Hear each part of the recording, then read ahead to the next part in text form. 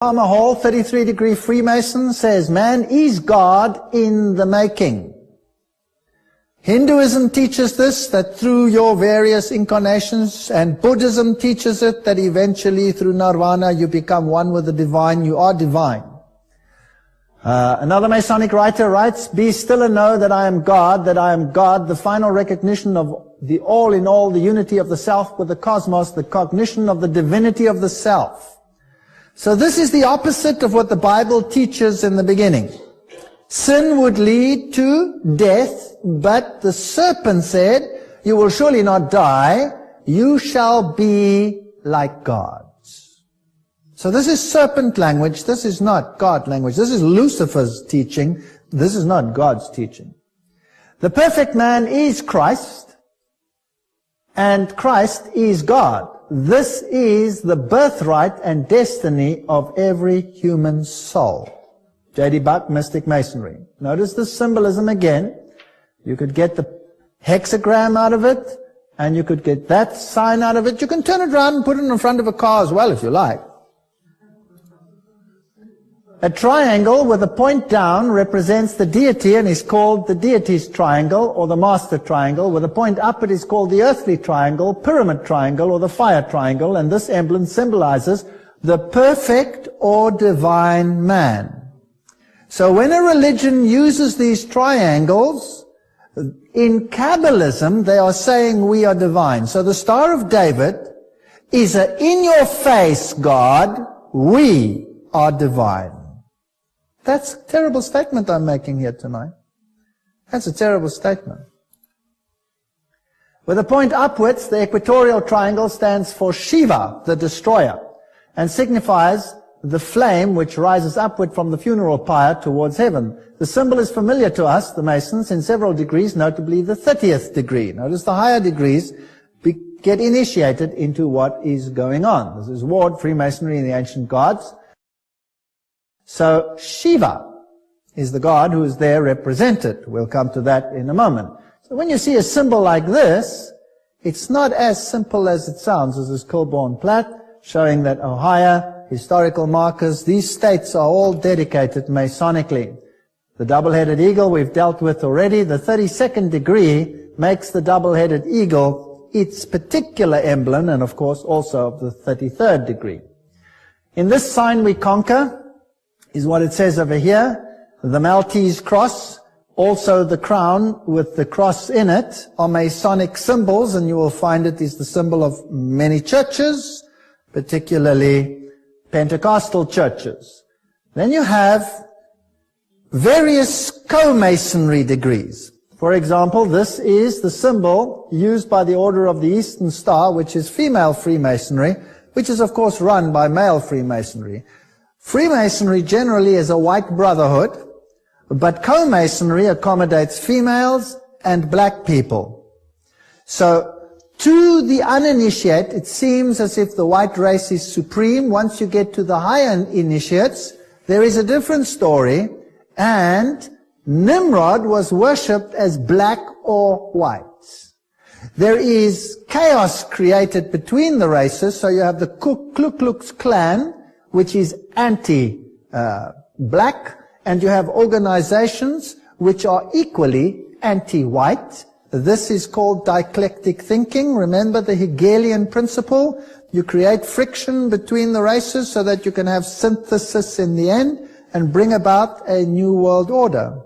So in order to unite the races, the best thing to do is to create chaos amongst the races until the pain of separation exceeds the pain of unity. You understand the Hegelian dialectic thinking? It's brilliant. It's sick, but it's brilliant. And it doesn't matter if you sacrifice hundreds of thousands of lives to achieve your objective, because the end justifies the means. It really is a terrible doctrine. So if we go to co-masonry, this is the symbol of co-masonry. Are the symbols, words, and other Masonic expressions also found within the occult? Yes, they are. They are also used in the Golden Dawn and other societies. As we say, here is the Order of the Eastern Star, here is their main center, the international headquarters, also known as the International Temple. That is where it is, in Washington, D.C. This is Prince Hall Freemasonry. This is black Freemasonry. And very often the Masons themselves do not know about all these sub-organizations. So if you go up the ranks of Prince Hall Freemasonry, then you'll find Knights Templars up there, for example. Knight Templar, well, that tells you something, right? So they really use these names. This is their own page, so this is not something that has been thought up. And the very, very highest individuals in the black world, for example, are Prince Hall Freemasons. Might I mention a name, Nelson Mandela, if you're interested? This is what they look like. So there's no such thing as it just being a white brotherhood, although each one of the groups is individually often non-informed. This is the levels. These are the levels in Freemasonry, and we can fill them in. The actual levels vary according to the source. This one here is as it was revealed by Ayn Rand, who was the girlfriend of Philip Rothschild. She committed suicide. Humanism is the lowest level. Masons, no aprons. The YMCA, the whole Scout movement out there, etc., forms part of Masonic organizations. Rotary, the Lions, the Oddfellows, well, you have them right next door. The lions, of course, use the two-headed lion, the Tsianus, the two-headed one, all those symbols. And these are all good organizations that appear to do very good things. Blue Masons, that's John's Masons. There you have the name John again. Get very nervous when you hear it. York Rite, Scottish Rite, Communism, B'nai B'rith, Jewish Masonry, Council of 500, Council of 33, Council of 500, also known as the Bilderbergers, if you like, the Council of 13. And at the highest level, we saw that the papacy is involved because the Jesuits control all of them, every single level.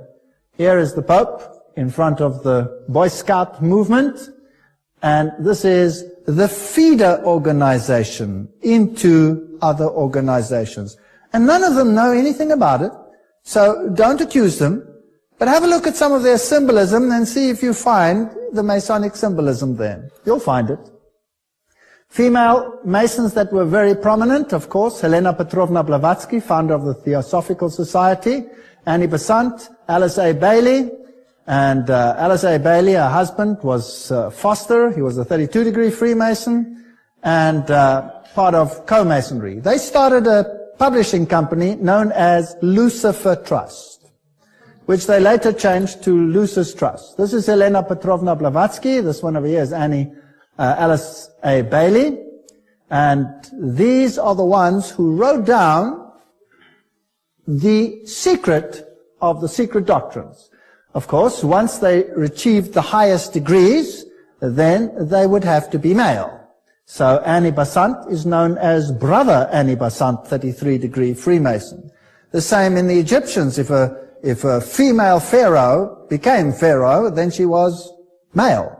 So Hatshepsut, for example, is figured with a beard, because you had to be an honorary male. You can't be the reincarnation of the sun god if you're a female. So Co-Masonry, Annie Besant, and all these high Masons, Alice A. Bailey, High Priestess of the New Age movement, received messages from a Tibetan known as Dwal Kul. On her writings, you will find, of course, the Masonic symbols. And these are her writings. And, of course, Blavatsky is the one who wrote Isis Unveiled, Secret Doctrine, and all of these mystic Masonic books, which are virtually impossible to get hold of, although these days you can, if you find them. Let me take you to one of the largest lodges in the world, which has become a museum. This one is in Guthrie, in Oklahoma. We'll go inside. You will see swastikas. They will say they are the other way around. Yes, that might be so, but that doesn't mean anything, because the one way around it represents the female aspect, and the other way around it represents the male aspect, so it doesn't make any difference. You will find the symbol of the sun god Ra. You'll find the all-seeing eyes. And then you'll see this statue. It can be male, it can be female. It makes no difference. You should figure that out by now. With the finger on the mouth. And they will tell you that means secrecy. Don't reveal the secrecies, or quiet in the lodge. All kinds of nonsense they will tell you. It's got nothing to do with it. This is only for the initiate to know what this is. This is the symbol of Horus, and I'll show it to you in a moment. On the floor, you have the various pentagrams in this form over here, and the pentagons. And in front of this statue it says, all who stand here stand facing the east.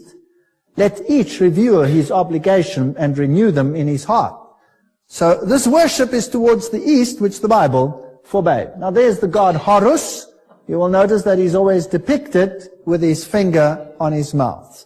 His religion is for the initiate. These are the dress of the various Masonic levels. The Sovereign Grand Commander has this symbol on the front. And there you have it on Sovereign Grand Commander Henry Clausen. That it is. That's the symbol of Baphomet. That's Baphomet, the androgenic god. And you will be surprised where Baphomet features these days. I will be showing it to you in future lectures. And of course, it's also on the building over here, which is the headquarters of the Mother Supreme Council of the world, Washington, D.C., where the Constitution for the New World Order has already been written, right there. That's Baphomet, and this is how the symbolism was also used by Alice A. Crowley. In the lodge, you will find IHS. I showed you that was the symbolism for the Jesuit order, Isis, Horus, Set. This stained glass window, in the light, it is, in the day, it is white. In the night, it becomes black, a very special technique. And if you know that Osiris was worshipped as black or white, then that explains the story. They have an Egyptian room with all the symbolism that goes along with it. They have an Assyrian room because they represent